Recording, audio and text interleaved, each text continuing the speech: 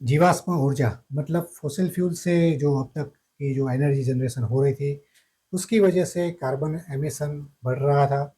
और उससे global warming और क्लाइमेट चेंजेस जैसे दिक्कतें बढ़ रही थी, जिससे हमें और हमारी नेक्स्ट जनरेशन को, आने वाली जनरेशन को, की लाइफ के लिए वो बहुत बड़ा खतरा था। और उसी वजह से एक अल्टरनेट एनर्जी सोर्स यानी कि रिन्यूएबल एनर्जी सोर्स, जिसको हम क्लीन एनर्जी भी बोलते हैं, उसको एक नीड रिक्वायरमेंट बढ़ गई थी। और चलिए आइए ये वीडियो स्टार्ट करते हैं रिन्यूएबल एनर्जी सेक्टर की जो दिग्गज कंपनियां हैं, जिसका जो एक बड़ा योगदान रहने वाले हैं आने वाले समय में, उससे बात स्टार्ट करते हैं। तो पहली जो कंपनी है वो अदानी ग्रीन है। अदानी ग्रीन दुनिया की एक दिग्गज ग्रीन एनर्जी सेक्टर की कंपनी है और इंडिया की सबसे बड़ी ग्रीन एनर्जी कंपनी है। अदानी ग्रीन दुनिया का सबसे बड़ा रिन्यूएबल एनर्जी पार्क बनाने जा रहा है। वो गुजरात में पाकिस्तान बॉर्डर के पास जो खावड़ा डिस्ट्रिक्ट है, उसमें उसका जो कुल एरिया है वो 538 स्क्वायर किलोमीटर है, जिसका कुल जो साइज़ है वो पेरिस से 5 गुना ज़्यादा है, जो स्पेस से भी विजिबल होगा। तो अदानी ग्रीन ने जो प्रोजेक्शन लिया है, उसमें अब तक फ़िलहाल जो उसकी ऑपरेटिंग कैपेसिटी है वो 2 गीगावाट की कैपेसिटी है। और 2025 तक उसकी जो कैपेसिटी है वो और 4 गीगावाट बढ़ाने की गोल रखे हुए हैं।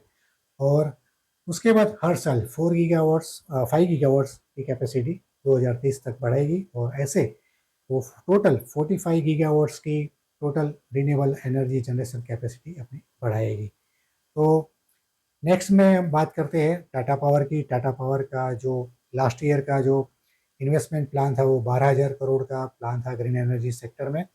और इस साल में कंपनी ने जो डिक्लेयर किया है वो और 20,000 करोड़ का इन्वेस्टमेंट और बढ़ाने वाली है। तो और उसमें पीएम सूर्यघर योजना में टाटा पावर की जो सोलर रूफटॉप की जो प्लानिंग है, वो अब तक की जो 9 गीगावाट की जो कैपेसिटी है, उसको बढ़ा के 15 गीगावाट अगले 5 साल में बढ़ा के लेके जाएंगे।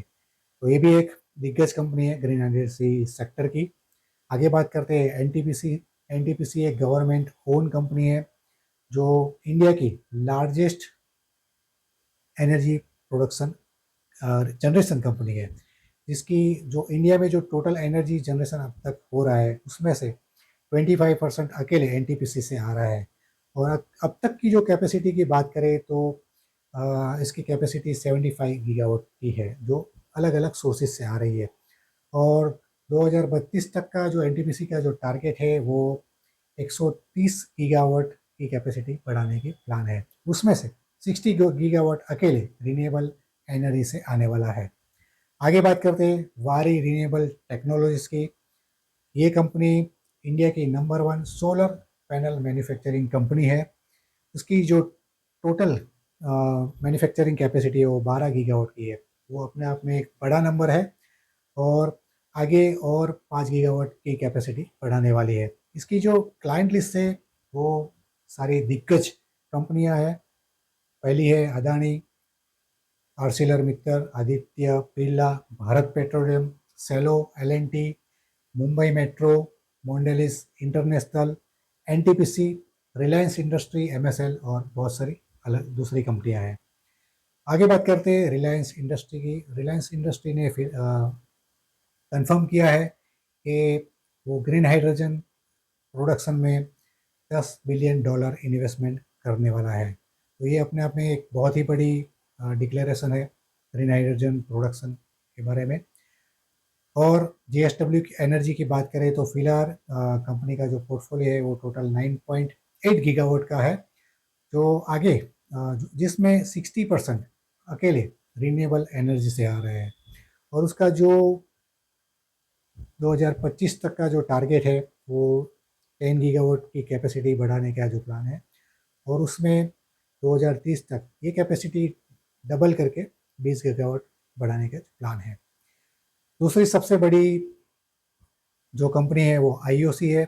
आईओसी 2025 तक 3 गीगावाट का अपना रिन्यूएबल एनर्जी में प्लान किया है। और उसमें से उसमें आगे 0.6 मिलियन मेट्रिक टन का बायोफ्यूल से प्लान है। और 2030 तक का जो प्लान बताए तो आईओसी का 35 गीगावाट रिन्यूएबल एनर्जी से है, 4 मिलियन मेट्रिक टन बायोफ्यूल से है और 1 मिलियन मेट्रिक टन बायोगैस से है। और 2050 का बहुत बड़ा लक्ष्य रखा है आईओसी ने। 200 गीगावाट का रिन्यूएबल एनर्जी से है, 7 मिलियन मेट्रिक टन बायोगैस से है और 9 मिलियन मेट्रिक टन बायोगैस से है। आगे बात करें तो आईओसी ने एक इंडिया की फर्स्ट ग्रीन हाइड्रोजन प्रोडक्शन करने वाली कंपनी होगी, जिसने अपना प्लांट पानीपत हरियाणा में स्थापित कर दिया है। और एनएचपीसी की बात करें तो अब तक का जो टोटल इंस्टॉल प्लांट है वो 7,000 मेगावाट का जो प्लान है, उसमें से विंड और सोलर एनर्जी से आ रहा है। आगे इनका जो प्रोजेक्ट चल रहे हैं कंस्ट्रक्शन में, और उसकी जो कैपेसिटी बढ़ के आएगी वो 10,499 मेगावाट का है। एसजीवीएन की बात करें तो 2 साल में उसका जो प्लान है 1500 मेगावाट का है। 2030 तक का जो प्लान है वो 25,000 मेगावाट का है और 2040 तक का 50,000 मेगावाट का है। गेल की बात करें तो ग्रीन हाइड्रोजन में उसका बड़ा फोकस है। उसका जो प्लान है उसमें 4.3 टन डेली का ग्रीन हाइड्रोजन प्रोडक्शन प्लान है और 2030 तक का हर साल 5 million tons of green hydrogen production का प्लान है। आगे बात करते हैं सुजलोन। सुजलोन कोई छोटी कंपनी नहीं है, दुनिया की 5th लार्जेस्ट कंपनी है विंड टर्बाइन एनर्जी की। और उसकी जो टोटल इंस्टॉल्ड कैपेसिटी है वर्ल्ड वाइड अब तक की वो 20.5 गीगावाट की है। ये अपने आप में बहुत भी बड़ा नंबर है।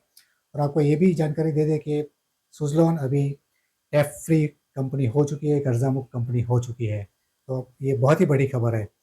आगे आइनॉक्स विंड की बात करें तो उसके जो टोटल ऑर्डर बुक है 2656 मेगावाट का ऑर्डर बुक है।